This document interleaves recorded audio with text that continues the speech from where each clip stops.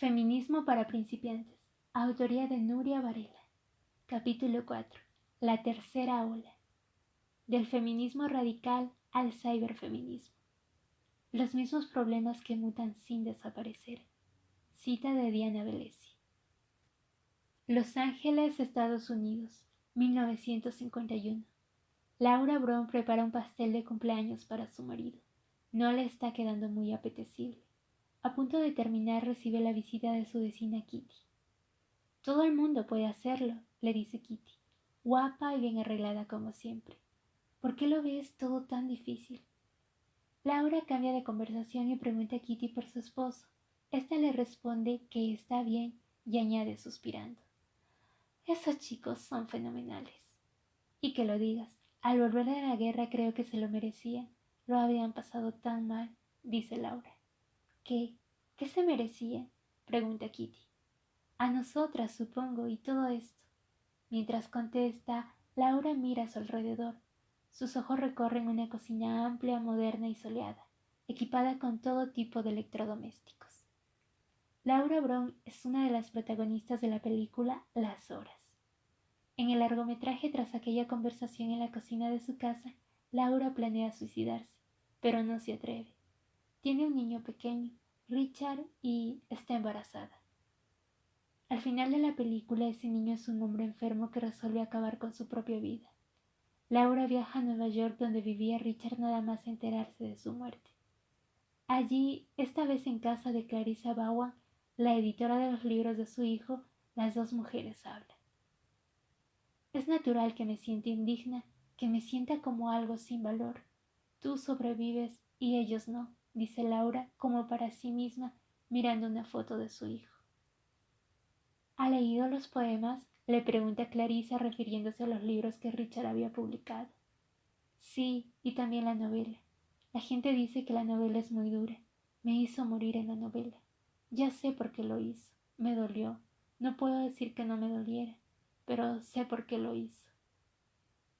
Usted dejó a Richard cuando era un niño, le reprocha Clarissa. Dejé a mis dos hijos, les abandoné. Es lo peor que puede hacer una madre. Laura decide confiarse a Clarissa. Hay momentos en que estás perdida y crees que lo mejor es suicidarte. Una vez fui a un hotel. Esa misma noche tracé un plan. Planeé dejar a mi familia cuando naciese mi segundo hijo, y eso hice. Me levanté una mañana, hice el desayuno, fui a la parada del autobús y subí a él. Había dejado una nota. Conseguí un empleo en una biblioteca en Canadá. Quizás sería maravilloso decir que te arrepientes. Sería fácil, pero ¿tendría sentido? ¿Acaso puedes arrepentirte cuando no hay alternativa? No pude soportarlo. Y ya está. Nadie va a perdonarme. Era la muerte. Yo elegí la vida. El problema que no tiene nombre. En ese breve diálogo, Laura Brown consigue transmitir lo que era la vida de las mujeres en Norteamérica durante los años 50. El fascismo y el estallido de la Segunda Guerra Mundial redujeron de forma dramática, a pesar de los grandes logros de las sufragistas, la presencia y el reconocimiento del movimiento de las mujeres. Prácticamente desaparecieron. Desaparecieron el movimiento y su historia. En 1969, la capilla metodista de Seneca Falls era un puesto de gasolina señalado con un rótulo junto a la carretera. Las mujeres se movilizaron masivamente durante la contienda, pero una vez la guerra terminó, se tuvieron que replegar a casa. Hitler había sido vencido, pero el discurso nazi sobre las mujeres, las célebres 3K alemana, Kinder, Kirche, Kirchen, que significan niños, iglesia, cocina, traducidas en España por las 3C, casa, calceta y cocina, se extendió prácticamente por todo el mundo. De nuevo reinaba la domesticidad obligatoria. Parece que los soldados tras la dura guerra quisieron hacer realidad el mito del reposo del guerrero y consiguieron vivir aquello con lo que soñaban durante las sangrientas batallas. Casas grandes con mujeres amorosas pendientes de sus deseos y de un montón de hijos que tanto se necesitaban en todos los países después de los millones de muertos. También había que revitalizar la economía. Se echó a las mujeres de los trabajos que habían tenido. Su lugar lo ocuparon los varones y se desarrollaron electrodomésticos y bienes de consumo. Consumo, mucho consumo que necesitaba muchas mujeres dispuestas a comprar, todas perfectas amas de casa. Era la muerte, decía Laura Brown. Efectivamente, había un grave problema y fue Betty Friedan quien lo detectó, investigó, desentrañó y puso nombre. La tercera ola del feminismo comienza nombrando el problema que no tiene nombre. No tenía nombre, pero estaba arrastrando a miles de mujeres a una profunda insatisfacción consigo mismas y con su vida. Todo eso se traducía en problemas personales y patologías autodestructivas, ansiedad, depresión, alcoholismo. El problema que no tenía nombre hasta que Friedan se lo puso era el motivo por el que Laura Brown, embarazada, madre de un niño pequeño, casada, joven, formada, guapa y con una casa hermosa y amplia, sin problemas económicos, abandonó todo aquello. Era la muerte, nos decía. Yo elegí la vida. La mística de la feminidad. Betty Friedan fue una mujer brillante que desde niña supo lo que era ser diferente. Nació en 1921 en Peoria, Estados Unidos, en una familia judía. Cuando comenzó sus estudios universitarios escribió: en Smith no solo sacaba sobresalientes, sino que las demás muchachas me aceptaban. Supongo que también habrían sufrido por ser demasiado inteligentes para, entre comillas, ser chicas en sus propios institutos. En mi pueblo yo era un ser solitario, muy a mi pesar. Fin de la cita. La muchacha diferente se graduó en psicología social con las mejores notas, con experiencia de liderazgo entre sus compañeras y con un premio literario universitario por sus editoriales en el periódico. Pero tras aquel extraordinario comienzo, renunció a una beca de investigación y eligió ponerse a trabajar y a formar una familia. Pasó sus estrecheces, pero todo iba más o menos bien hasta que recuerda. Escribe: en el quinto mes de embarazo me anunciaron que me despedían del trabajo del periódico sindical. No me dieron ninguna razón. Finalmente un compañero me explicó que no estaban dispuestos a dejar que me tomara otro permiso de maternidad, como había hecho la primera vez. Yo estaba furiosa, no era justo. Pero Jules, nuestro jefe de redacción, me dijo: tuya es la culpa por haberte quedado embarazada otra vez. Entonces no había una expresión para designar la discriminación por razón de sexo, ninguna ley para evitarla. Fin de la cita. Expulsada del mundo laboral, Betty comenzó a trabajar por libre desde su casa. Escribe: me embarqué en una carrera clandestina y no reconocida como escritora freelance. Betty reconoce en su autobiografía que su vida se parecía bastante a lo que había soñado, aunque comenzó a detectar algunos síntomas. Escribe: lo que de verdad quería era ser una ama de casa feliz y realizada, afincada en un barrio residencial y muy pronto madre de 3 hijos. Pero recuerdo que un domingo que salimos de excursión en familia con algún grupo de feligreses y luego otra vez en el aparcamiento de un supermercado, sentí un ataque de pánico repentino, inexplicable y aterrador. Aquello era peor que el asma. Fin de la cita.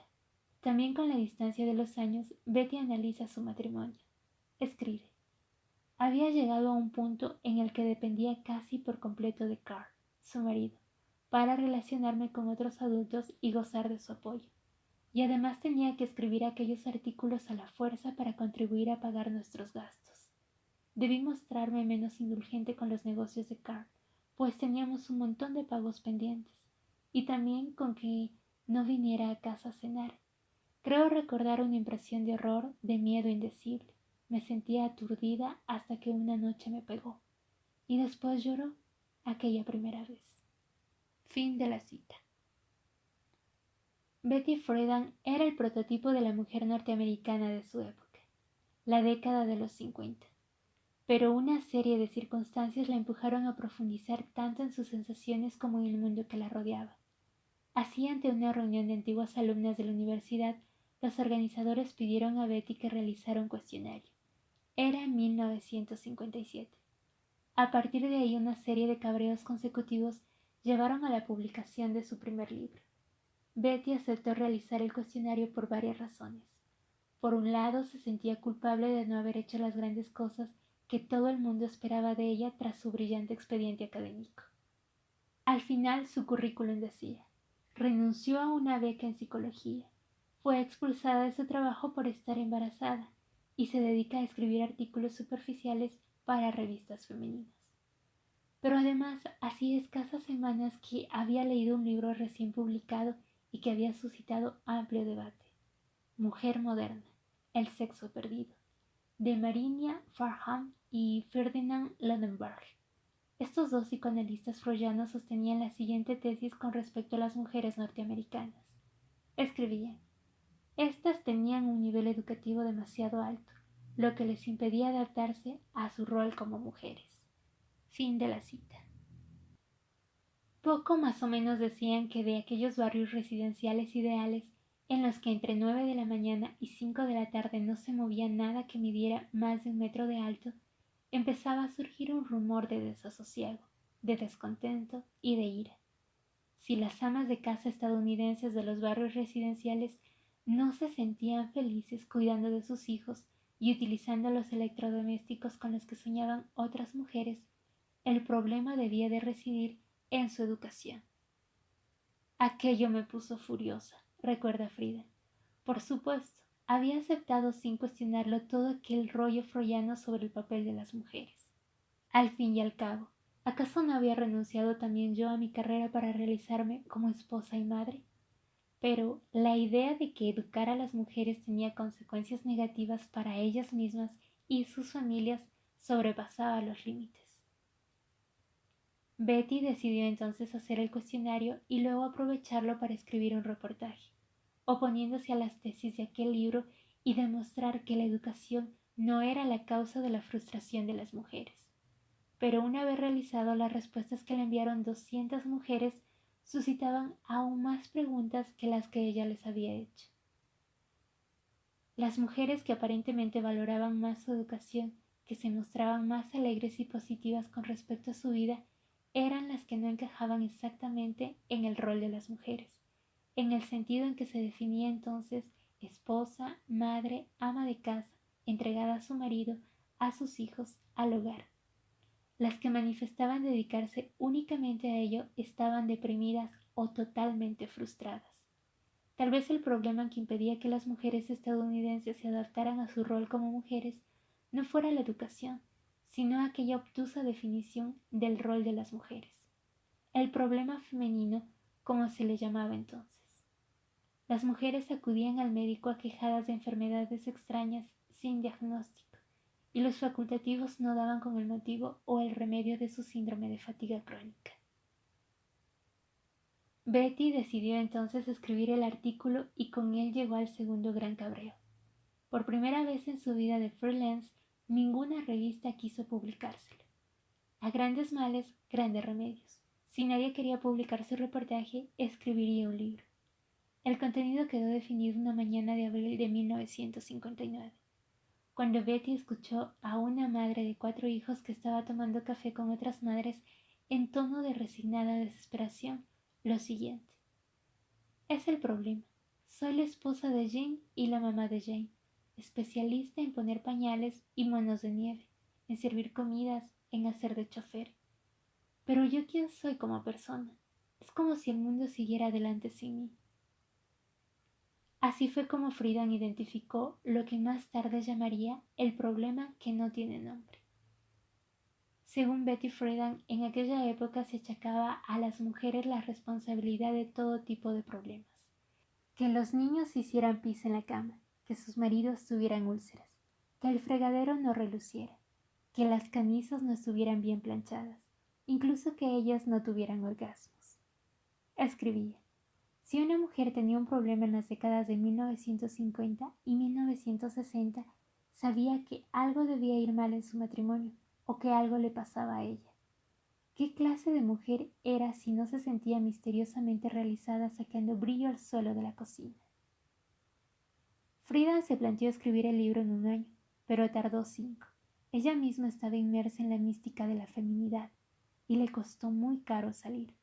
En su autobiografía, Betty cuenta que sufrió malos tratos psíquicos y físicos por parte de su marido y que tardó muchos, demasiados años en divorciarse. Prácticamente lo hizo cuando pensaba que le quedarían marcas en la cara para toda la vida de las palizas que recibía. De hecho, reconoce que tiene alguna cicatriz. Pero en los 5 años que tardó en escribir el libro, aprendió y reflexionó todo lo que había alrededor de aquel vacío vital que bautizó con el título de su libro, La mística de la feminidad. ¿Qué hacía que la mística pareciera inevitable, absolutamente irreversible, y que cada mujer pensara que estaba sola ante el problema que no tiene nombre, sin darse cuenta jamás de que había otras mujeres a las que no le producía el menor orgasmo sacar brillo al suelo del cuarto de estar? La mística de la feminidad se publicó en 1963 y como le había ocurrido a Simone de Beauvoir, el libro cambió la vida de miles de mujeres en todo el mundo y al mismo tiempo la vida de su propia autora. Recibió un reguero de cartas que luego se convirtió en un auténtico mar que procedía de mujeres que estaban hartas de sentirse como un electrodoméstico, o descerebradas, o con una depresión mortal. Escribía: cuando tuve el primer ejemplar del libro en mis manos, lo único que sabía era que de repente era capaz de volar. Fin de la cita.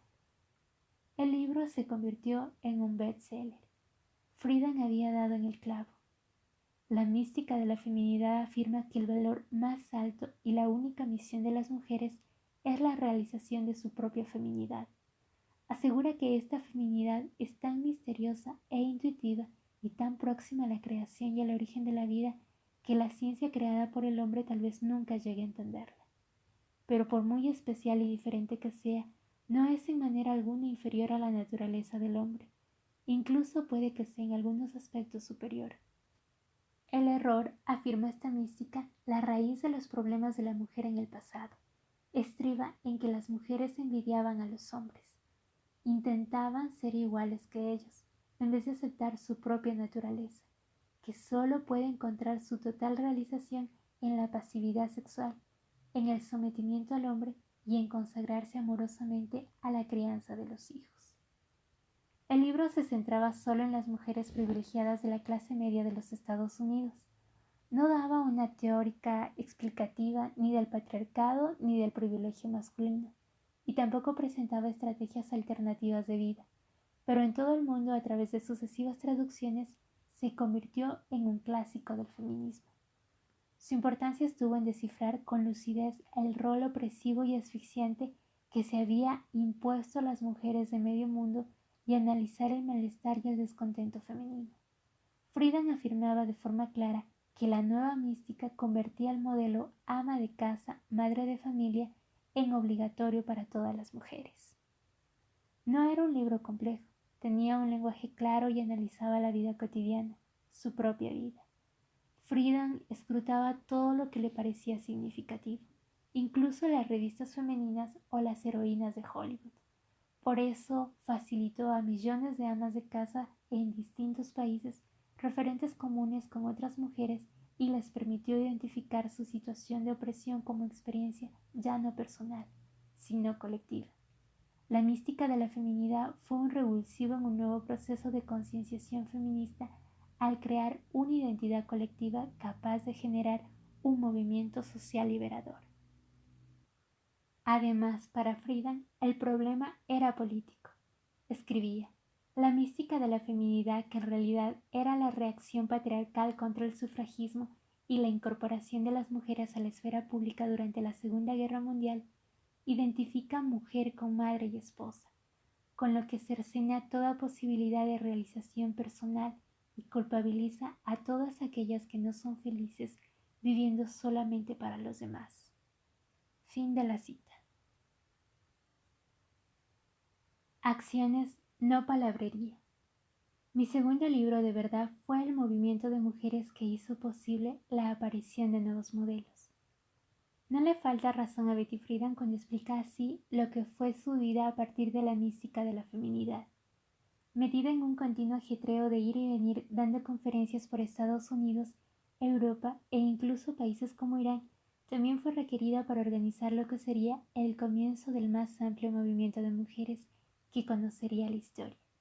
Ella contribuyó a poner la primera piedra creando la Organización Nacional para las Mujeres, cuyas siglas Now en inglés significan ahora, ya.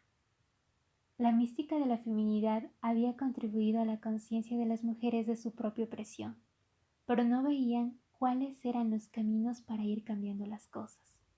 Así que un puñado de mujeres creó, basándose sobre todo en la amistad y en las continuas decepciones, lo que Friedan llama una organización clandestina. Muchas de aquellas mujeres trabajaban en la administración, precisamente encargándose de los nuevos organismos públicos a favor de las mujeres. Algunas de estas funcionarias habían comprendido que eran solo un medio para callarles la boca, pero detrás no había ningún tipo de voluntad política para cambiar la realidad.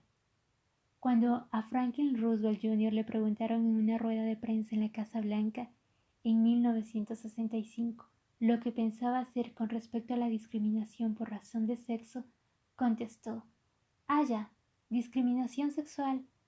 Supongo que tendremos que empeñarnos en que los chicos puedan ser conejitos de Playboy. Fin de la cita. No sabemos si los conejitos de Playboy fueron el detonante, pero unos meses más tarde arrancaba una nueva revolución, una revolución con mayúsculas. El movimiento de mujeres nació en una comida que se celebró el 29 de junio de 1966. Aquel día, en dos mesas contiguas, 15 mujeres que hablaban en voz baja y con gran animación y agitación se pasaban notas escritas en las servilletas de papel.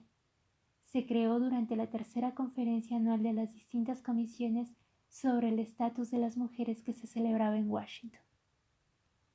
Escribe: estábamos preparando el terreno para una de las revoluciones sociales más profundas del siglo XX. Teníamos que darnos mucha prisa, porque la mayoría habíamos reservado avión para aquella misma tarde. Había que hacer la cena y preparar a los niños para ir al colegio el lunes. Decidimos que el nombre del movimiento de mujeres moderno sería National Organization for Women. No se trataba de enfrentar a las mujeres contra los hombres. Los hombres formarían parte de la organización, aunque serían las mujeres las que llevarían la voz cantante. Friedan, quien sería su primera presidenta, escribió la frase fundacional de la Declaración de Principios de Now en una servilleta de papel. Escribió: acometer las acciones necesarias para que se incluya a las mujeres en la corriente general de la sociedad norteamericana ya, ejerciendo todos los privilegios y responsabilidades que de ellas se derivan en una asociación automáticamente igualitaria con los hombres. Acciones, no palabrería, repetiría Frida. Now empezó oficialmente el 29 de octubre de 1966. Iniciaría con unos 300 afiliados. Entre sus miembros se contaban 2 monjas, mujeres sindicalistas, empresarias y algunos hombres. Escribía: había un sentimiento de estar haciendo historia que todos percibíamos cuando pusimos aquello en marcha. Las mujeres llevábamos muchos años haciendo labor de voluntariado, colaborando en la organización y el apoyo a las causas contra el fascismo o en la lucha contra la pobreza, organizando cosas para todo el mundo menos para nosotras mismas. La palabra liberación estaba en el aire y hubiera sido sorprendente que las mujeres no se lo hubiesen aplicado a sí mismas. Fin de la cita. En la declaración de Now, solo el aborto se quedó fuera de las reivindicaciones que quería Frida. Escribió: me recomendaron que no lo incluyera porque resultaba excesivamente polémico. No lo planteamos hasta el segundo año de Now, recuerda. La declaración reivindicaba la igualdad de oportunidades y que se pusiera fin a la discriminación de las mujeres y de otros grupos marginados frente al empleo, que en las instituciones de educación superior dejaran de existir las cuotas de acceso para mujeres, que hubiera igual número de mujeres que de hombres en las comisiones y en las direcciones de los partidos políticos, que se pusiera fin a la falsa imagen que de la mujer daban los medios de comunicación y a las políticas y prácticas proteccionistas que negaban oportunidades a las mujeres. Friedan asegura que la ideología de las personas que iniciaron el movimiento de las mujeres no era ni sexual ni política. Trabajaban bajo la idea de igualdad, de democracia. Escribe: no se trataba en absoluto de un grupo oprimido que se hace con el poder y se dedica a oprimir a sus antiguos opresores. Aquello era una revolución y un concepto totalmente nuevo. Un movimiento de mujeres que luchaba por la igualdad en una asociación auténticamente igualitaria con los hombres. Fin de la cita. Betty Friedan hizo su propia revolución y en 1969 se divorció. Escribe: al fin reuní el coraje para divorciarme de Carl. Tan importantes acontecimientos tenían lugar en mi vida pública, en tanto que en mi vida privada mi marido no dejaba de pegarme. Ya no podía seguir siendo la mujer de dos cabezas. Fin de la cita. A esas alturas se había hecho una mujer pragmática y sus consignas nacían a pie de obra. Si no hay guarderías, lo demás es palabrería. Si las mujeres necesitan leyes de protección en el trabajo, también se deben aplicar a los hombres. Después de todo, los hombres también se lesionan la espalda y tienen hernias por levantar pesos. Partiendo de esto, las leyes debían tener en cuenta la salud y no el sexo. En lugar de proteger a las mujeres, lo que hacían esas leyes era mantenerlas alejadas de los buenos puestos de trabajo. Fin de la cita. La autora de la mística de la feminidad ya ha dejado escrito cuál le gustaría que fuese su epitafio. Contribuyó a construir un mundo en el que las mujeres están satisfechas de ser mujeres y se sienten libres de poder amar de verdad a los hombres. No le falta razón. Además de escribir la mística de la feminidad y contribuir a fundar NOW, Friedan y su organización han llegado a ser las máximas representantes del feminismo liberal. NOW se constituyó en una de las organizaciones feministas más poderosas de Estados Unidos. En el año 2003 ya tenían 500,000 afiliadas. El feminismo liberal se caracteriza por definir la situación de las mujeres como una desigualdad y no una opresión o una explotación. Por ello defienden que hay que reformar el sistema hasta lograr la igualdad entre los sexos.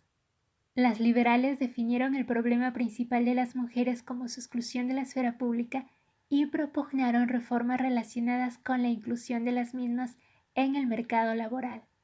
También desde el principio tuvieron una sección destinada a formar y promover a las mujeres para ocupar cargos políticos. Muy poco tiempo después de crearse NOW, la influencia del feminismo radical empujó a las más jóvenes a sumarse a él y a abandonar a las liberales. Pero años después, cuando le llegó el declive al feminismo radical, el liberal se había reciclado y así cobró un importante protagonismo hasta llegar a convertirse en la voz del feminismo como movimiento político. Fue sin embargo al feminismo radical, caracterizado por su aversión al liberalismo, a quien correspondió el verdadero protagonismo en las décadas de los 60 y 70. ¿Y eso era todo? La pregunta que se hacían las amas de casa era idéntica a la que se hacían las militantes de los nuevos movimientos sociales. Los años 60 fueron intensos en cuanto a agitación política. El sueño americano se había convertido en pesadilla tras el asesinato del presidente Kennedy, y las protestas juveniles se generalizaron a raíz de la guerra de Vietnam. El sistema tenía contradicciones profundas. Era sexista, racista, clasista e imperialista, aunque se presentara como el mejor de los posibles. Todo esto motivó la formación de la nueva izquierda y el resurgir de diversos movimientos sociales radicales como el movimiento antirracista, el estudiantil, el pacifista y el feminista. A todo les unía su carácter contracultural. No eran reformistas, no estaban interesados en la política de los grandes partidos, querían nuevas formas de vida. Muchas mujeres entraron a formar parte de este movimiento de emancipación, pero una vez más aparecieron las contradicciones en esa nueva izquierda. Robin Morgan escribió lo que hacían en aquellas revolucionarias reuniones. Escribe: como quiera que creíamos estar metidas en la lucha por construir una nueva sociedad, fue para nosotras un lento despertar y una deprimente constatación descubrir que realizábamos el mismo trabajo en el movimiento que fuera de él, pasando a máquina los discursos de los varones, haciendo café pero no política, siendo auxiliares de los hombres cuya política supuestamente reemplazaría al viejo orden. Lydia Sargent parafraseaba a Betty Friedan. escribía.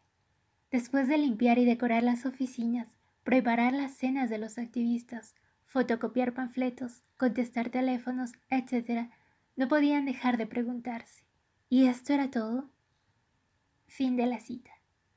Además, las mujeres se enfrentaban a su invisibilización como líderes, a que los debates estuviesen dominados por los hombres y a que sus voces no fuesen escuchadas. La opresión solo se analizaba teniendo en cuenta la clase social. El sexismo o era objeto de bromas o no entraba en los debates teóricos. Así las cosas, aunque las mujeres sentían que las cuestiones que afectaban de manera más directa sus vidas, la sexualidad, el reparto de las tareas domésticas, la opresión, debían pasar a formar parte de la discusión política, y aunque lo pensasen esto, no lo conseguían. En palabras de Ana de Miguel, puesto que el hombre nuevo se hacía esperar demasiado, la mujer nueva de la que tanto hablaba Kollontai a principios de siglo optó por tomar las riendas. La primera decisión política del feminismo fue la de organizarse de forma autónoma, separarse de los varones. Así se constituyó el movimiento de liberación de la mujer. Feminismo radical. Fueron tan espectaculares en sus acciones públicas de protesta como en su destreza intelectual o en su nueva manera de hacer política. El feminismo radical se desarrolló entre 1967 y 1975 y puso patas arriba tanto la teoría como la práctica feminista, y de paso la sociedad, que era lo que pretendía.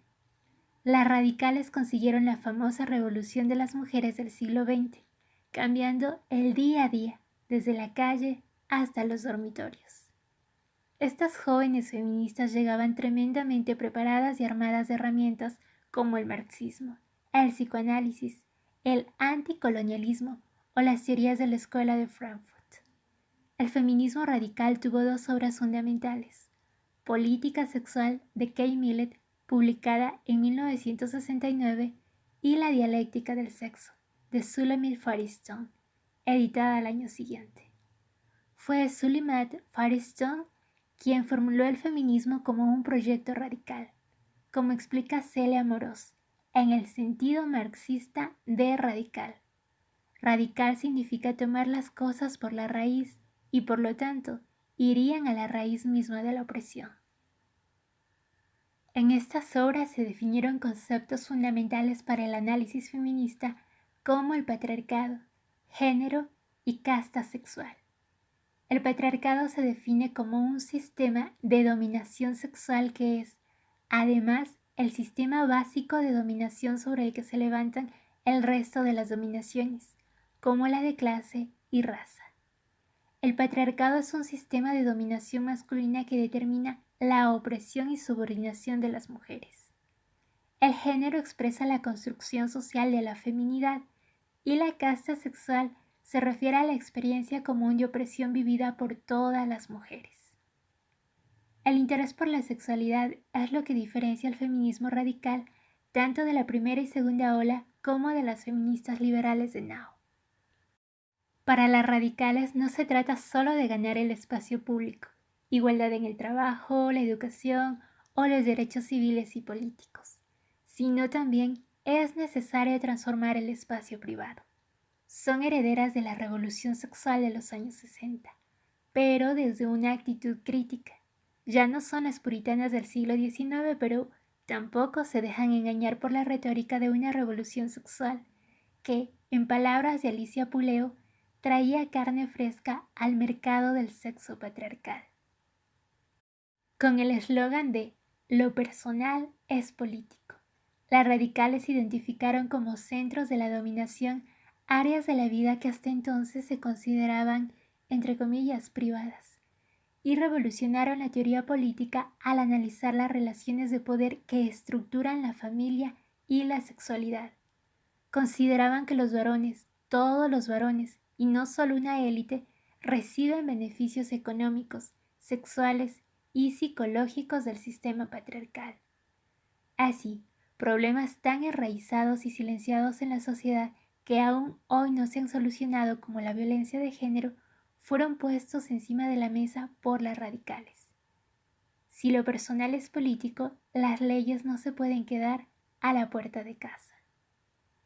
Además de revolucionar la teoría política y feminista, las radicales hicieron 3 aportaciones, como mínimo igual de importantes: las grandes protestas públicas, el desarrollo de los grupos de autoconciencia y, menos espectaculares pero enormemente beneficiosos para las mujeres, la creación de centros alternativos de ayuda y autoayuda.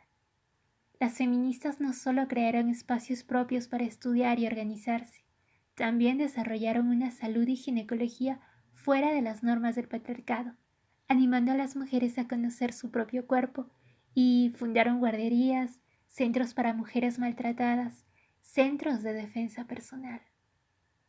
El primer acto que convirtió al movimiento de liberación de la mujer en noticia en Estados Unidos fue en septiembre de 1968, cuando un grupo radical realizó una marcha de protesta contra la celebración del concurso de Miss América.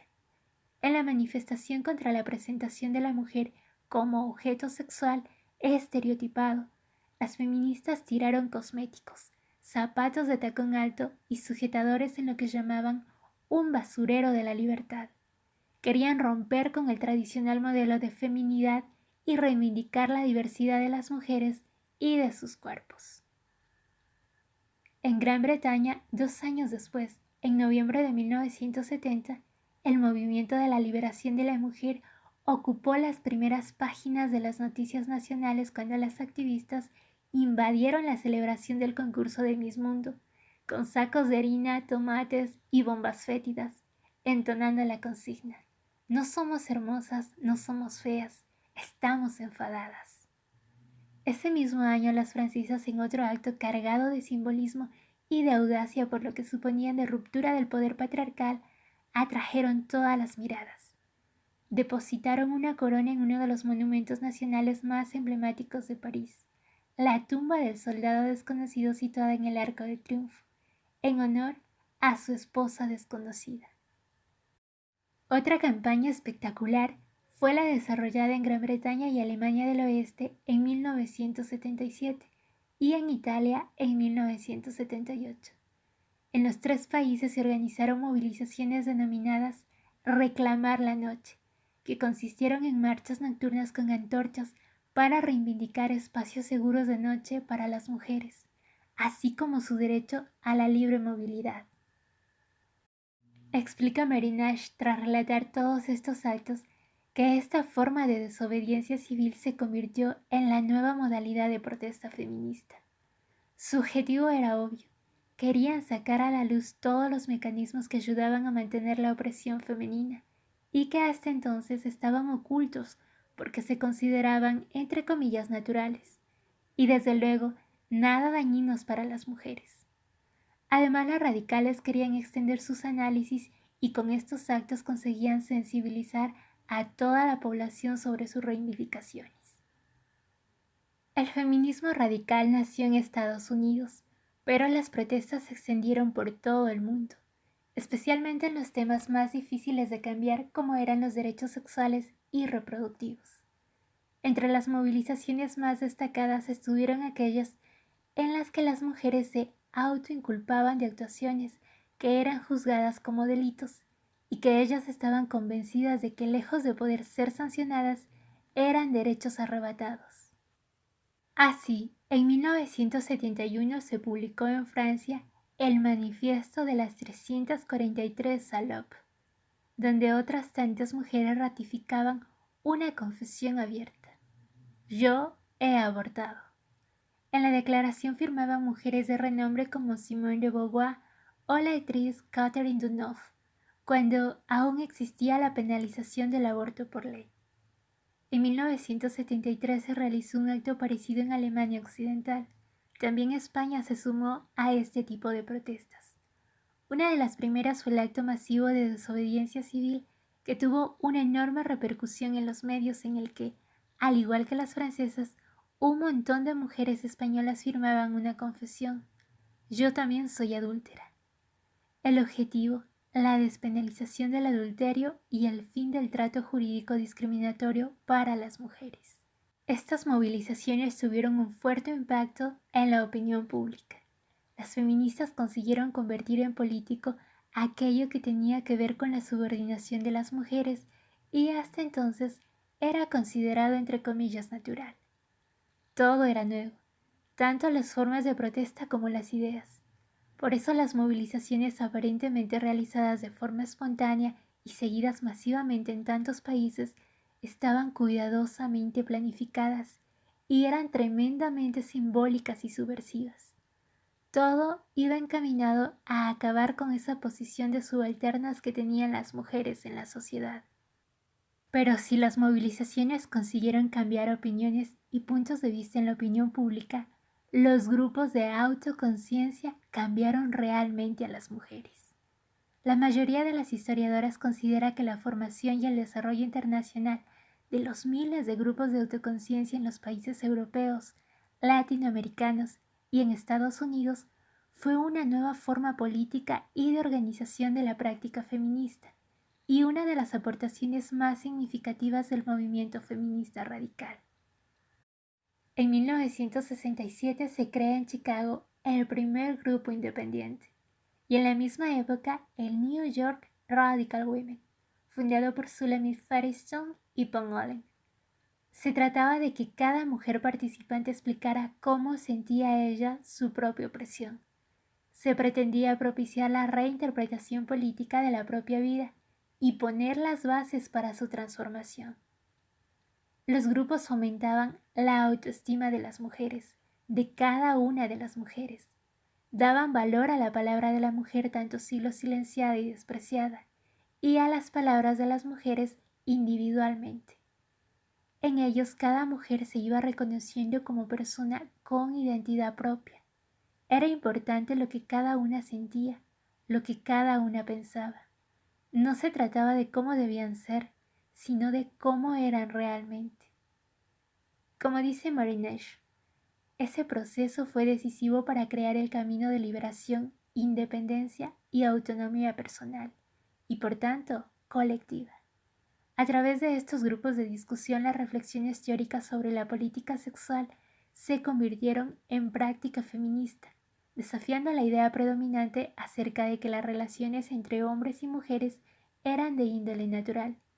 No se hablaba de normas, sino de las realidades cotidianas de las mujeres y de cómo ellas vivían las relaciones de pareja.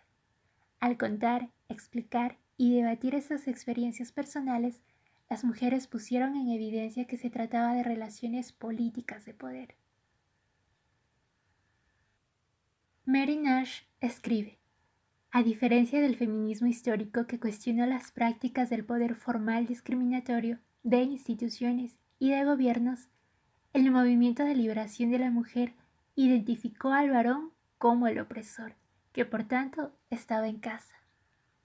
Este enfoque significaba que se entendía que el ejercicio del predominio masculino patriarcal se ubicaba en el hogar y a través de relaciones estrechas y afectivas de la mujer con su opresor. Se trataba del marido o el padre al cual las mujeres se sentían unidas con lazos amorosos y afectivos. Fin de la cita. La rebelión fue compleja porque, al ponerse las gafas violetas, todos esos análisis significaban cambios en las relaciones familiares y de pareja. Por eso los grupos también fueron una red de apoyo para las mujeres que comenzaron a cambiar su rol, a cambiar sus familias y sus parejas, a sentirse libres y ejercer como tales. Y en muchos casos eso implicaba más que cambios, rupturas. Las radicales hicieron todo al mismo tiempo: desarrollar la teoría que dejaba en evidencia las relaciones de poder entre hombres y mujeres, ponerle nombre a la raíz de la desigualdad, sacarlo a la luz pública y manifestarse subversivamente contra el orden establecido, crear los medios para que cada mujer hiciera un proceso personal de liberación, apoyarla y además proveer los recursos materiales, guarderías, casas de acogida, etc., que esa libertad recién estrenada necesitaba. Esas mujeres liberadas no se olvidaron de su cuerpo. La libertad sexual fue el centro del debate. se desvinculó la maternidad y la procreación de la práctica sexual, y ahí se abrió el camino decisivo para las mujeres. El matrimonio se identificó nuevamente como fuente de opresión, pero no ya como lo habían hecho feministas anteriores desde Mary Wollstonecraft, las sufragistas o Harriet Taylor, cuestionando las leyes que lo regían, sino como una opresión cotidiana, de tú a tú, entre marido y mujer. El poder masculino fue desafiado en su propia casa. La libertad sexual y la autonomía de las mujeres en las relaciones de pareja fue una de las luchas principales. Estas aportaciones en el terreno de la sexualidad y los derechos reproductivos tuvieron un impacto social duradero y modificaron realmente los valores y las prácticas públicas y personales en la sociedad. El movimiento de liberación de la mujer consiguió romper el tabú sobre la sexualidad femenina y tradujo en derecho irrenunciable el placer sexual de las mujeres, negado hasta entonces. La mayoría de las mujeres vivían en países donde los medios de planificación familiar y los métodos anticonceptivos eran penalizados por la ley. Apenas circulaba información sobre educación sexual. La demanda del derecho a la maternidad libre también quedó expresada en términos de maternidad deseada, como pone de manifiesto esta consigna del feminismo francés que dice: es mucho más bonito vivir cuando uno es deseado. Además, la mayoría de las mujeres solo tenía conocimiento rudimentario sobre el funcionamiento de la sexualidad femenina. Los patrones culturales tradicionales conllevaban una mutilación sexual simbólica de las mujeres al negar su sexualidad y anestesiar cualquier expresión de placer sexual femenino por considerarse antinatural y pecaminosa. El descubrimiento y la publicidad dada al orgasmo a través del clítoris respecto al vaginal fue una ruptura extraordinaria en la práctica sexual. Política sexual de Kate Millett fue uno de los libros que más contribuyó intelectualmente a todo este cambio real en la vida de las mujeres y como consecuencia de toda la sociedad. Cuando se publicó en 1970, el periódico New York Times comentó lo siguiente: de lectura sumamente placentera, brillantemente concebido, irresistiblemente persuasivo, da testimonio de un manejo de la historia y de la literatura que deja sin aliento. Fin de la cita. Efectivamente, Política sexual tiene un comienzo arrollador e impactante que es solo el anuncio de una serie de teorías deslumbrantes, tanto por la claridad de sus planteamientos como por la forma en la que están expuestas. De hecho, a pesar de los años transcurridos desde su publicación, Política sexual no ha perdido fuelle y continúa dejando sin aliento en la actualidad. El libro fue la tesis doctoral de Kate Millett, que leyó en la Universidad de Oxford en 1969. Fue la primera tesis doctoral sobre género que se hizo en el mundo, y cuando se publicó se convirtió en un bestseller. Millett había nacido en Minnesota en 1934, en una familia católica de origen irlandés. Al año siguiente de graduarse en Oxford en 1959, inició su actividad como escultora, pintora y fotógrafa, y se trasladó a Tokio, donde fue profesora de inglés al tiempo que estudiaba escultura. En Tokio conoció a su marido, Fumio Yoshimura, también escultor, con quien estuvo casada 20 años desde 1965 hasta 1985, y al que dedicó este libro. Miller regresó a Estados Unidos en 1963 y allí se implicó en el movimiento de liberación de la mujer desde sus comienzos. La intención de Política sexual era combatir los prejuicios patriarcales arraigados incluso entre la izquierda e impulsar líneas de actuación más radicales y renovadoras. La propia Millett considera que la parte más importante de su libro es el capítulo 2, titulado Teoría de la política sexual. En él afirma que el sexo es una categoría social impregnada de política, y añade lo siguiente: un examen objetivo de nuestras costumbres sexuales pone de manifiesto que constituyen y han constituido en el transcurso de la historia un claro ejemplo de relación de dominio y subordinación. Se ha alcanzado una ingeniosísima forma de colonización interior, más resistente que cualquier tipo de segregación. Aun cuando hoy día resulte casi imperceptible el dominio sexual, es tal vez la ideología más profundamente arraigada en nuestra cultura, por cristalizar en ella el concepto más elemental de poder. Ello se debe al carácter patriarcal de nuestra sociedad y de todas las civilizaciones históricas.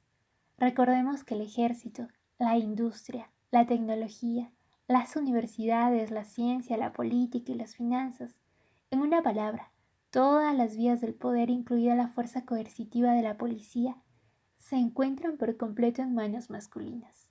Y como la esencia de la política radica en el poder, el impacto de ese privilegio es infalible. Por otra parte, la autoridad que todavía se atribuye a Dios y a sus ministros, así como los valores, la ética, la filosofía y el arte de nuestra cultura, su auténtica civilización, como observó T. S. Eliot, son también de fabricación masculina. La supremacía masculina, al igual que los demás credos políticos, no radica en la fuerza física, sino en la aceptación de un sistema de valores cuya índole no es biológica. La robustez física no actúa como factor de las relaciones políticas. La civilización siempre ha sabido idear métodos como la técnica, las armas, el saber, capaces de suplir las fuerzas físicas, y ésta ha dejado de desempeñar una función necesaria en el mundo contemporáneo. De hecho, con elevada frecuencia el esfuerzo físico se encuentra vinculado a la clase social, puesto que los individuos pertenecientes a los estratos inferiores realizan las tareas más pesadas, sean o no fornidos. Fin de la cita. Millet no ahorra críticas a nadie. Explica la situación económica de las mujeres.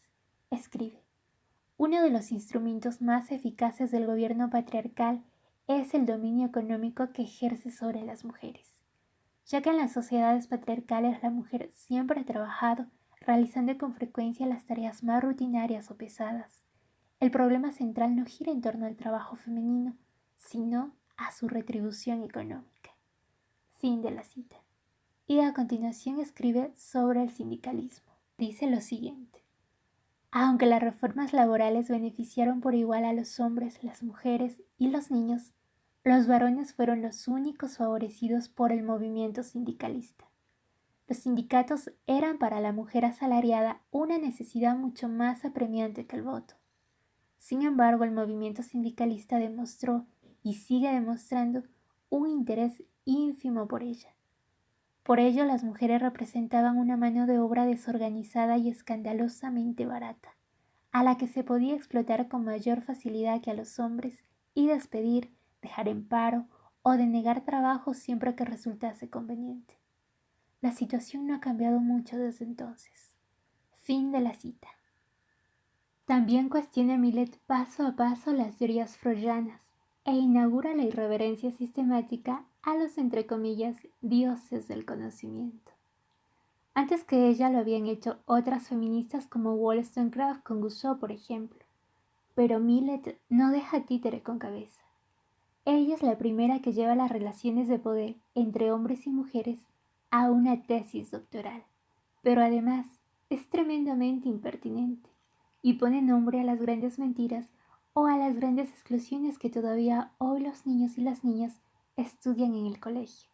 Son las falacias viriles, dice Millet. Amparo Moreno lo explica como experiencia personal en su introducción a la edición española de Política Sexual. Dice: obligado es que reconozca mi deuda con Kate Millet en la reducción de esa inseguridad femenina que nos invade en la medida en que nos adentramos en un sistema escolar construido históricamente para ensalzar el predominio viril a base de menospreciar a las mujeres. Por tanto, en una actitud irreverente hacia los padres del saber académico, probablemente los primeros y decisivos pasos en la crítica al orden androcéntrico se lo debo a sus reflexiones sobre las falacias viriles. Fin de la cita. Y las aguas se desbordaron. A partir de 1975 el feminismo ya no volvió a ser uno, singular. El feminismo radical abrió las compuertas. A partir de su teoría y su práctica de lo personal es político y los grupos de autoconciencia, las aguas se desbordaron. cada feminista comenzó a trabajar sobre su propia realidad. Las semillas echaron raíces con lo que el feminismo fue floreciendo en cada lugar del mundo con sus características, tiempos y necesidades propias. Las críticas a la cultura patriarcal de las radicales norteamericanas les hicieron profundizar en una cultura propia de las mujeres, alejada de la que habían construido los hombres.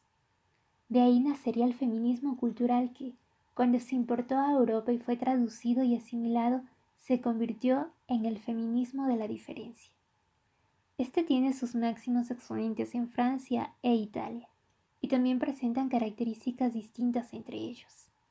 El respeto a la opción sexual trajo consigo el nacimiento de un feminismo lesbiano con identidad propia. Lo mismo que ocurrió con la raza. El feminismo de las mujeres negras ha tenido un desarrollo y una presencia específica extraordinariamente potente en las últimas décadas.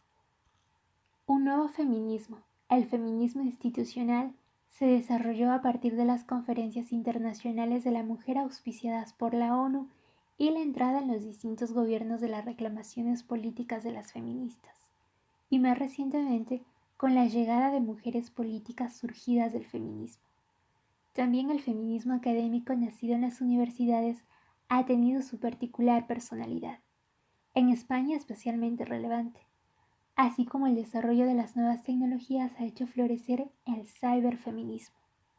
La realidad de las mujeres del tercer mundo y su implicación con la tierra alumbró el ecofeminismo, y las feministas latinoamericanas, al igual que las árabes y musulmanas, han desarrollado sus propias teorías y dado una impronta personal a lo que ya se conoce como feminismo latinoamericano y feminismo árabe.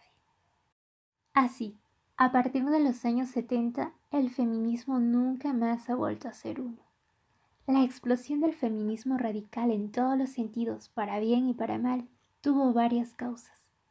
Además de la ya dicha, una vez puesta la semilla de lo personal es político, cada grupo se puso a hacer política desde su propia realidad vital. Una característica común de los grupos radicales fue ser antijerárquicos y absolutamente igualitaristas. Fue otro concepto clave de las radicales, la política de la experiencia, es decir, el análisis de la sociedad desde la experiencia personal. Con esto dieron un giro definitivo a las reuniones políticas de los partidos. Las radicales rompieron el concepto de jerarquía y sustituyeron la representación por la participación y el reparto de poder.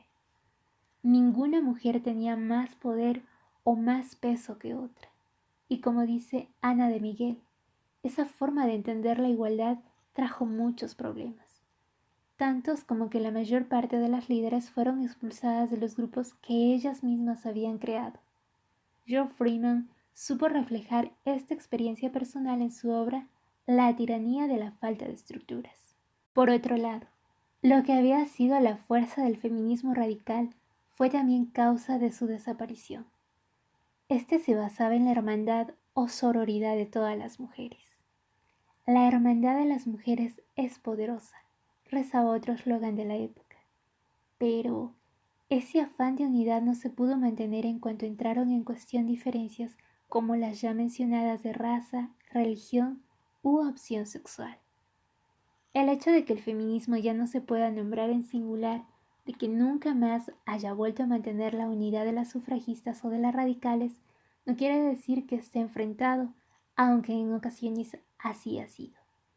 Las feministas de la diferencia en sus comienzos atacaron tanto al sistema y cultura patriarcales como a las feministas de la igualdad, como se comenzaron a denominar a aquellas que mantenían sus orígenes en la Ilustración y se sentían herederas de toda la historia: Revolución Francesa, sufragismo y lucha por los derechos políticos y sociales. Fue un enfrentamiento importante y doloroso, que duró casi 2 décadas y que ya parece estar superado. Así lo explica Victoria Sendón de León, echando la vista atrás. Escribe: me pregunto y me respondo a la vez por qué en los primeros 70 las hijas del 68 nos encaminamos hacia dos feminismos diversos que, estoy convencida, se complementan por más que se empeñen en excluirse. Si uno u otro no existieran, habría que inventarlos. unas eligieron lo urgente y otras nos encaminamos hacia lo importante. Creo que ni unas ni otras estábamos dispuestas a ser una generación perdida. De modo más o menos consciente sabíamos que estábamos transformando el mundo, Marx, y cambiando la vida, Rimbaud. Y todas, sin duda, hacíamos historia. Más de lo que imaginábamos, pues el feminismo de modo diluido o light ha impregnado ya todos los rincones de la sociedad del 2000. Y un plus, ha sido el movimiento político más importante de las últimas décadas. Fin de la cita. Como señala Sendón de León y subraya Ana de Miguel, es más lo que nos une que lo que nos diferencia. Fin de la cita. La gran fuerza del feminismo y su ya larga historia nace en primer lugar de ser una teoría de justicia, legítima, que brota de la vida, y en segundo lugar de ser una teoría crítica. El feminismo, todo lo que toca, lo politiza, que dice Rosa Cobo. Cuestiona y recuestiona, piensa y repiensa, propone y hace. Insólito sería entonces que no fuese crítico consigo mismo. Pero no solo eso. Sistemáticamente, tras una época de expansión y éxitos de las mujeres, viene a continuación una virulenta reacción patriarcal. Contra el nacimiento del feminismo en la Revolución Francesa, se alzaron la guillotina y el código napoleónico. Frente a la victoria tan trabajada de las sufragistas en la obtención del derecho al voto y, por lo tanto, la expansión de la democracia con el sufragio universal, se alzó la mística de la feminidad con toda su parafernalia. Tras la sacudida del feminismo radical, se alzó la reacción conservadora de los años 80 liderada por Ronald Reagan en Estados Unidos y Margaret Thatcher en Inglaterra. Fue en ese momento cuando apareció la moda de la supermujer, escondiendo tras ese nombre tan rimbombante la explotación que supone la doble jornada, trabajar fuera y dentro de casa, y además ser una madre perfecta, amante excepcional y siempre guapa, por supuesto. Simultáneamente se desarrollaron las teorías que tanto esfuerzo no merecía la pena, así que era mejor volver a casa. La última reacción antifeminista no se desencadenó porque las mujeres hubieran conseguido plena igualdad con los hombres, sino porque parecía posible que llegaran a conseguirla. Cita de Faludi Sousa. Reacción. La guerra no declarada contra la mujer moderna. 1993, página 21. Mientras todo eso flotaba en el ambiente, el feminismo se hacía realmente mundial. Así el feminismo no ha desaparecido, pero ha conocido profundas transformaciones en las últimas décadas. Tantas que hay autoras que hablan de posfeminismo para referirse a toda la diversidad surgida a partir de los años 80. En esas transformaciones han influido tanto los enormes éxitos cosechados como la profunda conciencia de lo que queda por hacer, si comparamos la situación de varones y mujeres en la actualidad. Los logros son muchos y las mujeres aprendieron a superar el victimismo histórico y a reconocer los avances producidos. Pero son aún enormes los problemas, discriminaciones y opresiones que se padecen en todo el mundo. Aún no se han consolidado la igualdad ni la equidad entre hombres y mujeres. En el siglo XXI la violencia de género es común a las mujeres, como también la discriminación sexista o racista en los ámbitos laboral y educativos, y la continua marginación en los puestos relevantes de toma de decisión política, militar y económica. Por eso, tras la explosión de los años 70, la reacción de los 80 y la extinción de los feminismos de los últimos años, la propuesta de todo el feminismo continúa siendo muy simple. Exige que las mujeres tengan libertad para definir por sí mismas su identidad, en lugar de que ésta sea definida una y otra vez por la cultura de la que forman parte y los hombres con los que conviven. Y dos ejes de lucha recorren su trabajo: la erradicación de la violencia y la pobreza. Esa es la esencia del patrimonio común. Vamos a ver lo que nos diferencia. Feminismo de la diferencia. El concepto de diferencia ha sido polémico por varias razones. La primera por su propio nombre. Desde el modelo patriarcal y androcéntrico con el varón como medida de lo humano, que incluso se apropia de lo neutro y lo considera masculino, la diferencia de género se entiende como negativa e inferior. Sin embargo, el feminismo de la diferencia toma la palabra y le da un sentido completamente distinto. Reivindica el concepto y se centra precisamente en la diferencia sexual para establecer un programa de liberación de las mujeres hacia su auténtica identidad, dejando fuera la referencia de los varones. No queríamos ser mujeres emancipadas, queríamos ser mujeres libres porque sí, por derecho propio. Cita encontrada en Marcar las diferencias, Sendón de León, página 14. Así, para este feminismo el camino hacia la libertad parte precisamente de la diferencia sexual.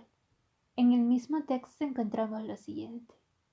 Descubrimos lo que era la amistad y la complicidad entre mujeres en un ambiente sin jefes, sin novios, sin maridos, sin secretarios generales que mediaran entre nosotras y el mundo. Fin de la cita. Una de sus ideas clave es señalar que diferencia no significa desigualdad y subraya que lo contrario de la igualdad no es la diferencia, sino la desigualdad. El feminismo de la diferencia plantea la igualdad entre mujeres y hombres, pero nunca la igualdad con los hombres, porque eso implicaría aceptar el modelo masculino. Entre sus propuestas destacan la importancia de lo simbólico. Las cosas no son lo que son, sino lo que significan, y reivindican que lo que hacen las mujeres puede ser significativo y valioso, sea igual o no a lo que hacen los hombres. Entre las fórmulas para crear otro orden simbólico se da mucha importancia al arte. El cine, la literatura, la música, las plásticas diversas utilizan símbolos que van al corazón del problema. Fue el feminismo radical el que dio paso al feminismo cultural y al de la diferencia en Europa. Explica Sendón de León que, aunque la falta de estructuras y la ausencia de lideresas, puesto que no querían ni profesionalizar la política ni repetir los esquemas de siempre, causaron la desaparición del movimiento radical. De todo aquello surgió el sentimiento de la sororidad, que iba más allá de la camaradería. La sororidad se había fraguado en los grupos de autoconciencia en los que se reflexionaba sobre la propia vida de las mujeres, creando así una conciencia de género que perviviría en las décadas posteriores. Para 1975, la mayoría de los grupos de autoconciencia se habían disuelto. ¿Cómo se dio el salto del feminismo radical al cultural? Quizá la última conclusión de política sexual de Kate Millett da la pista. Dice, el profundo cambio social que implica una revolución sexual atañe sobre todo a la toma de conciencia, así como a la exposición y eliminación de ciertas realidades, tanto sociales como psicológicas subyacentes a las estructuras políticas y culturales. Supone pues una revolución cultural que, si bien ha de llevar consigo esa reestructuración política y económica a la que suele aplicar el término revolución, tiene que trascender necesariamente dicho objetivo. Fin de la cita. La pionera en el feminismo de la diferencia es Luz Irigaray, filósofa y psicoanalista belga que se instaló en París y formó parte de la escuela freudiana.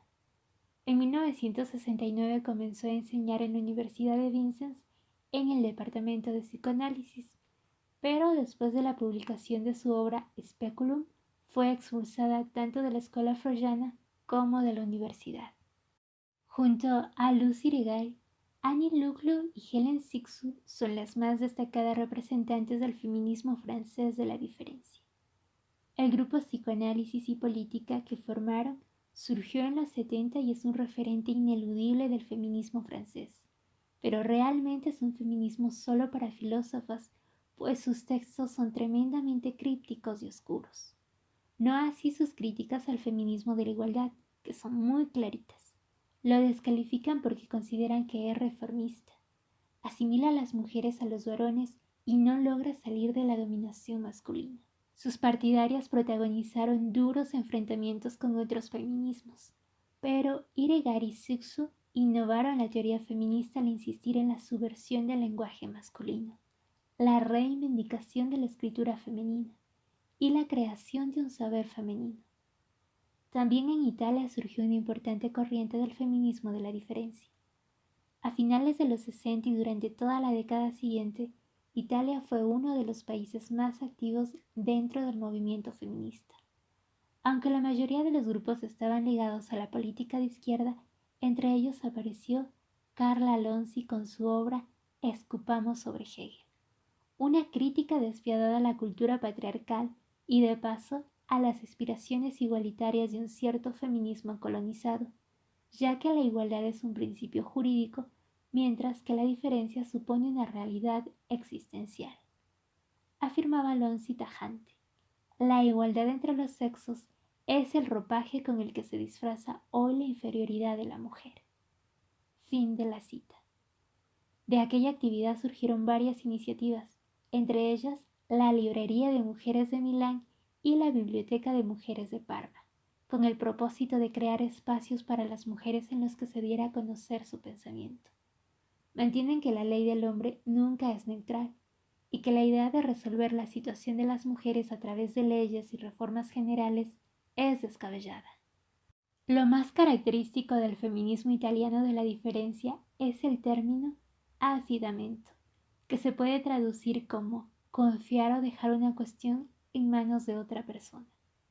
Con el affidamento se crean lazos sólidos entre mujeres, otorgándose confianza y autoridad unas a otras. De esta manera se reconstruye la autoridad femenina inexistente en el patriarcado. Explican que precisamente el patriarcado se basa en la autoridad paterna en detrimento de la materna. Así el afidamiento entre mujeres es la práctica social que rehabilita a la madre en su función simbólica. Al recuperar la grandeza materna perdida su valor simbólico, se podrá construir al mismo tiempo la autoridad social femenina. Feminismo institucional. El camino de este feminismo se abrió gracias al feminismo internacional de entreguerras que impulsó el Informe Mundial sobre el Estatus de la Mujer, realizado por la Liga de Naciones. Con este informe se cambió completamente la idea de que la situación de las mujeres fuese competencia exclusiva de los gobiernos nacionales. Desde entonces se convirtió en un asunto asumido por los organismos internacionales. El siguiente paso fue la creación de la Comisión sobre el Estatuto de las Mujeres de las Naciones Unidas en 1946. El feminismo institucional, según en los países donde se ha desarrollado, asume formas distintas, desde los pactos interclasistas de mujeres a la nórdica, donde se habla de feminismo de Estado, a la formación de lobbies o grupos de presión a la americana, hasta la creación de ministerios o institutos interministeriales de la mujer. En España se creó el Instituto de la Mujer en 1983.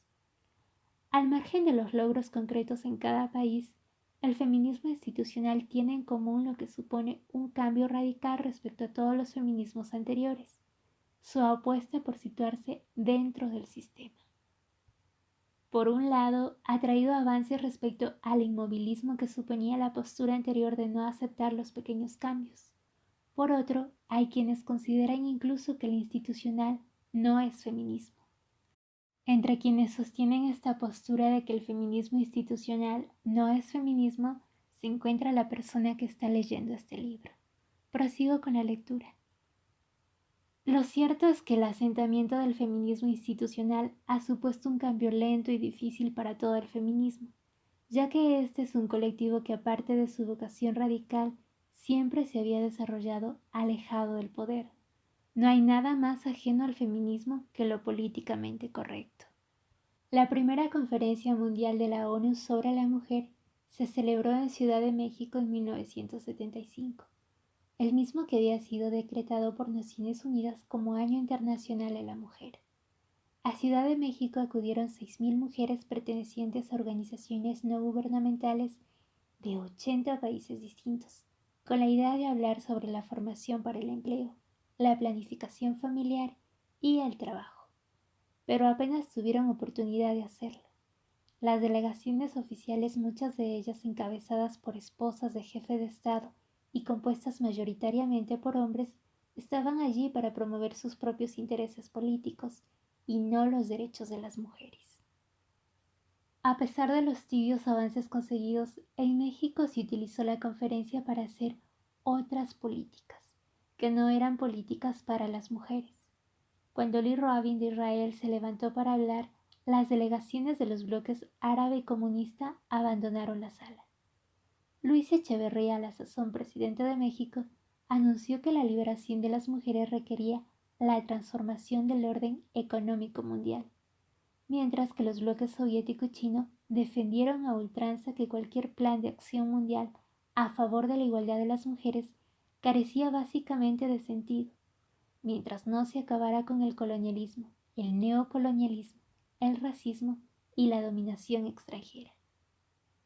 La dificultad de hacer cualquier cosa concreta para las mujeres a través de las Naciones Unidas quedó aún más claramente de manifiesto en la Conferencia Intermedia Mundial sobre la Mujer, celebrada en Copenhague en 1980.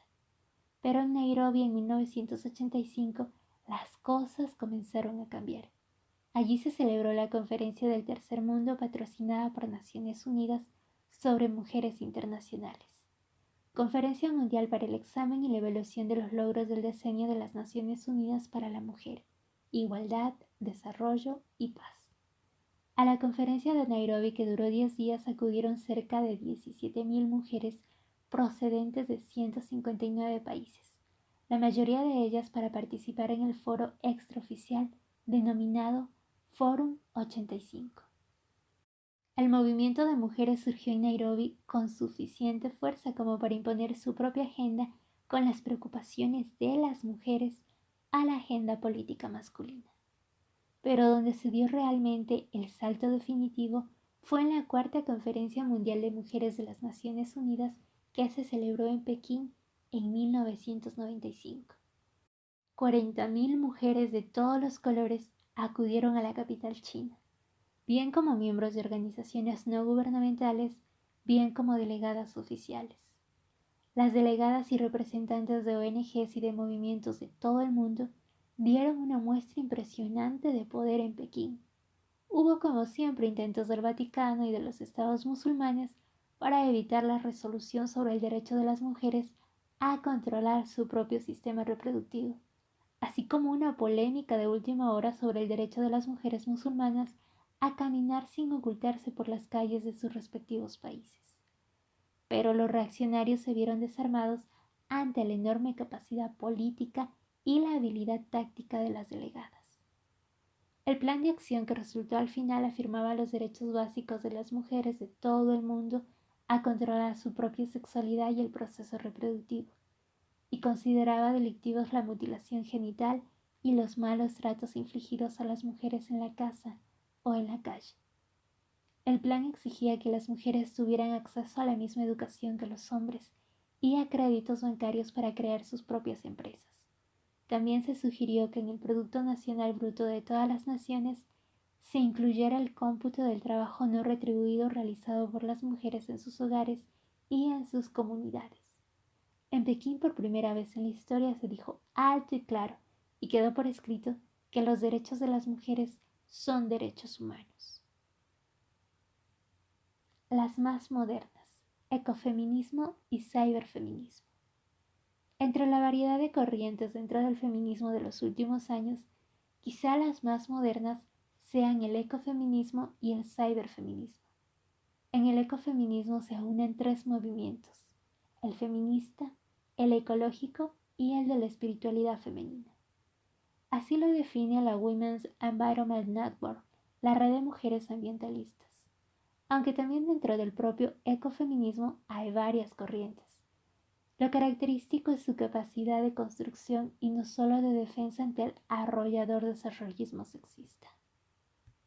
En los países del sur son las mujeres quienes controlan todas las fases del ciclo alimentario. Se calcula que en América Latina y Asia las mujeres producen más del 50% de los alimentos disponibles, cifra que en África llega al 80%. Pero también son ellas quienes se encargan de conseguir el agua y la leña. A cambio, estas mujeres son dueñas del 1% de la propiedad y su acceso a créditos, ayudas, educación y cultura está tremendamente restringido. Las ecofeministas fueron las primeras en dar la voz de alarma acerca de que la pobreza cada vez tiene más rostro de mujer. Las ecofeministas reivindican a Carson como la primera voz, tras haber publicado en 1962 el libro Primavera Silenciosa. En su obra ya denunciaba cómo los avances tecnológicos precipitaban una crisis ecológica y marcó un nuevo camino frente al riesgo de que la agroquímica industrial pudiera dar a luz a una primavera silenciosa, sin el canto de los pájaros ni el ruido de los insectos. Entre los movimientos del tercer mundo más reconocidos está Chipko de la India, difundido por Vandana Shiva, y el movimiento del Cinturón Verde de Kenia, liderado por Wangari Maathai, ambas premios Nobel alternativos. Maathai también ha sido galardonada con el Premio Nobel de la Paz en 2004. Las ecofeministas, además de desarrollar su propia teoría como corriente feminista y realizar estudios sobre dioxinas, contaminación o nuevas técnicas agroquímicas, son tremendas activistas. El movimiento Chipko en hindi significa abrazar.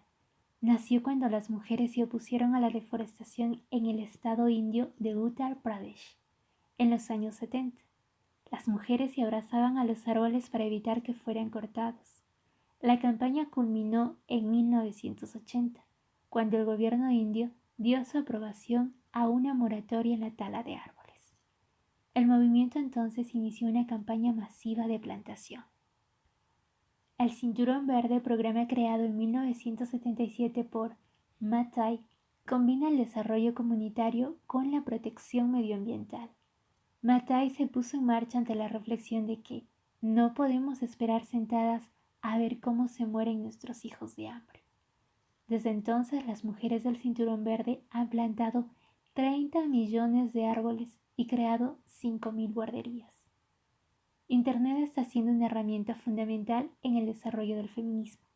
Por un lado, como medio de comunicación alternativo, se elaboran informaciones propias, permite distribuir información de forma masiva e inmediata, se debaten propuestas o nuevos planteamientos, conecta al movimiento mundial y es posible acceder a través de la red a textos, biografías o documentos que no se encuentran en los circuitos comerciales. Por otro lado, la red es el instrumento perfecto para organizar campañas tanto locales como mundiales entre un colectivo siempre falto de tiempo y de recursos. Además, en Internet se están proponiendo nuevas formas de creatividad feminista que, por añadidura, son fácilmente compartidas. Así se puede hablar de una potente corriente, el cyberfeminismo que, como mínimo, tiene 3 ramas desarrollándose con fuerza: la creación, la información alternativa y el activismo social. Fue en Australia en 1991 donde el grupo de artistas denominado VNS Matrix acuñó el término de cyberfeminismo. Una de sus primeras acciones fue el diseño de un antivideojuego desde la óptica feminista. Sus primeras instalaciones tenían formato electrónico, fotografía, sonido y video. Su propuesta consiste en utilizar la tecnología para la subversión irónica de los estereotipos culturales. Esta rama del cyberfeminismo pretende, por medio de las nuevas tecnologías, construir una identidad en el ciberespacio alejada de los mitos masculinos. Las raíces teóricas parten del feminismo francés de la tercera ola. El movimiento se consolidó en el primer encuentro internacional cyberfeminista el 20 de septiembre de 1997. Organizado por las OBN, colectivo liderado por la alemana Cornelia Solfrank, en el seno de la Documenta 10, una de las muestras internacionales de arte contemporáneo más relevantes, celebrada en Kassel, Alemania.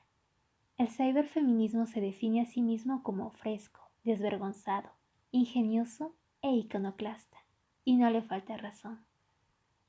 Desde su punto de vista, el ciberespacio es un mundo crucial para la lucha de género.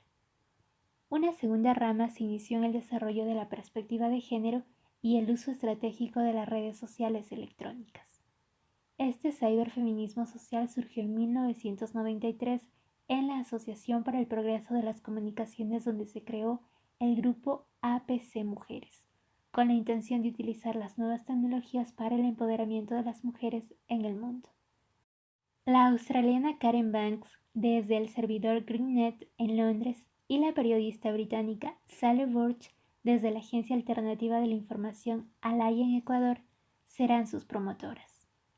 El primer éxito del ciberfeminismo social se vivió en la Cuarta Conferencia Mundial de Mujeres en Pekín, donde un equipo de 40 mujeres de 24 países creó un espacio electrónico con información de lo que ocurría en la capital china en 18 idiomas, que contabilizó 100.000 visitas en su página web. Teniendo en cuenta la poca o nula cobertura informática de estos encuentros según los países, la experiencia fue positiva y reveladora. Puesto que el feminismo está ausente en los grandes medios de comunicación, en Internet se encuentra el mejor instrumento para comunicar y comunicarse. A partir de Pekín fue una realidad que las redes electrónicas ofrecen una nueva dimensión a la lucha y el trabajo feminista. Quizás el mejor ejemplo fue la Marcha Mundial de Mujeres del año 2000, organizada por las feministas canadienses y que movilizó a millones de activistas de todo el mundo en torno a dos ejes fundamentales de la lucha feminista: la pobreza y la violencia de género. La nueva tarea: nombrar y desenmascarar. A partir de la década de los 70, las feministas todas se pusieron manos a la obra y así han seguido sin pausa hasta estos primeros años del siglo XXI. Trabajan con la pasión que infunde la verdad personal, reconquistada la libertad que les había sido arrebatada, aunque no para todas ni en todo el mundo, estaban puestas las bases para despegar. El primer ejercicio de poder que otorgaba esa nueva libertad fue nombrar y desenmascarar. Había una tarea ingente por delante: torpedear y desmontar todas las falacias viriles. Cada grupo, desde su realidad, corriente dentro del feminismo y formación, empezó a desgranar los temas: la sexualidad femenina, el aborto y los derechos reproductivos, la salud femenina, el control de natalidad, la nutrición, los deportes, la investigación científica y farmacéutica, el embarazo, el parto y la maternidad. Estudiando el cuerpo y las relaciones de poder que todo lo impregnan cuando hablamos de mujeres, se reveló el grave problema de la violación y su práctica habitual en el control de las mujeres. De hecho, nombrar entonces la violencia dentro de la familia fue un paso decisivo para su inicial reconocimiento. En los 70, las feministas ya habían identificado de forma clara el maltrato y la violencia contra las mujeres, aunque se haya tardado décadas en trasladar todos esos conocimientos a la sociedad y en convencer a los poderes públicos de que es un problema de Estado de urgente solución. En la misma línea se desenmascararon las trampas del lenguaje, la sesgada visión sexista de los medios de comunicación, la ultrajante representación de las mujeres en la publicidad, las diferencias de salario, los déficits en los servicios sociales, las exclusiones de la historia, las mentiras de las ciencias sociales, las carencias de las ciencias experimentales. En definitiva, se dijo con rotundidad que ya no es posible con rigor académico considerar como universal y neutral un punto de vista unilateral, el masculino. Llegadas al siglo XXI, lo que nos une y queda pendiente para todas las mujeres de todos los rincones del mundo es hacer realidad que los derechos de las mujeres son derechos humanos. Todo esto, más la creación de nuevos modelos de relaciones personales e íntimas y de diferentes opciones de vida para las mujeres, fue posible gracias a la impertinencia, inteligencia y valor de las mujeres de la Revolución Francesa, de las sufragistas, de las feministas de todas las clases, utópicas, anarquistas, socialistas, marxistas, radicales, ilustradas, de la diferencia, de todas las razas y de todos los países, ricas y obreras, asalariadas y amas de casa que supieron que la vida, además de vivirla, está para disfrutarla.